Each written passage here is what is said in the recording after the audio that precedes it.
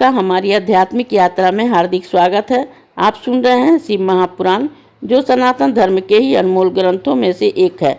इस श्रृंखला में हम आपके लिए ही इस दिव्य ग्रंथ के प्रत्येक अध्याय का शाश्वत पाठ प्रस्तुत करेंगे। आइए इस ज्ञान और धर्म की ही यात्रा को आरंभ करें। भगवान महादेव की महिमा और उपदेश से ही सजी इस पावन कथा के साथ ही ओम नमः शिवाय। 5वां अध्याय, नारद जी का परिभ्रमण।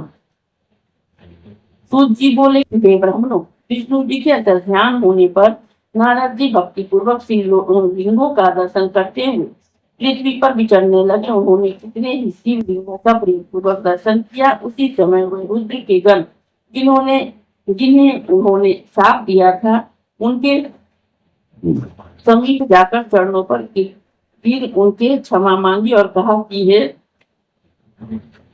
मुनिवर, आपका अपराध करने वाला हम वास्तव में ब्राह्मण नहीं है, किंतु हम दोनों महादेव जी के गण हैं। उन्हें राजपुत्री के स्वयंवर में माया से ही मोहित होकर ही परेश की प्रेरणा से आपने हमको साथ दिया था। उस समय हमने कुछ समय जानकर ही मौन रहना ही अच्छा समझा था, अन्यथा आप हमारा प्राण भी ले लेते, परंतु अब तो आप प्रसन्न होकर हम पर कृपा कीजिए।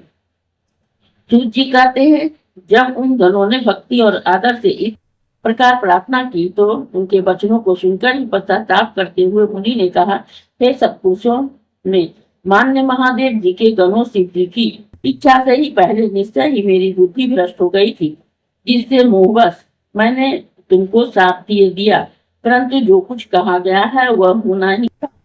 तो भी हे गणों सुनो, मेरे अपराध को क्षमा करो। अब मैं तुम्हारे शापोद्धार का उपाय करता हूँ। तुम श्रेष्ठ मुनि के वीर्य से जन्म लेकर राक्षस होगे, जहाँ तुम्हें सब प्रकार ऐश्वर्य प्राप्त और बल प्राप्त होगा। तुम संपूर्ण ब्रह्मांड में राजा और जितेंद्रिय भक्त होगे और वहीं शिव के दूसरे शरीर में से मरकर पुनः अपना पद प्राप्त करोगे। सूत जी कहते हैं कि नारद जी के जवाब को सुनकर महादेव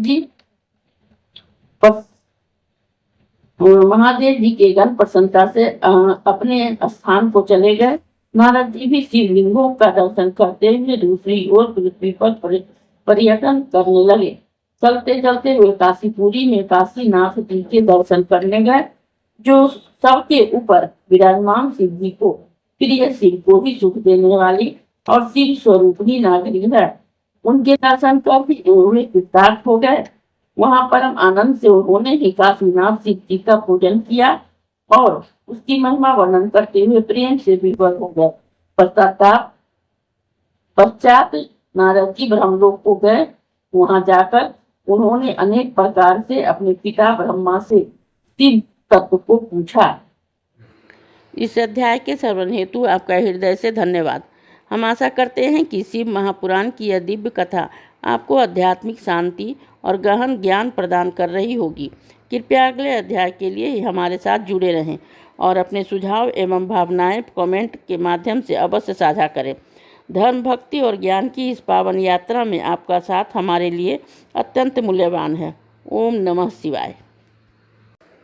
यदि यह प्रस्तुति आपको पसंद आई हो, लाइक करें, कमेंट करें, सब्सक्राइब जरूर करें, बेल आइकॉन दबाना ना भूलें, ताकि अगला अध्याय आपसे छूटे नहीं। और इस पावन ज्ञान को ही शेयर करें अपने परिवार और मित्रों तक।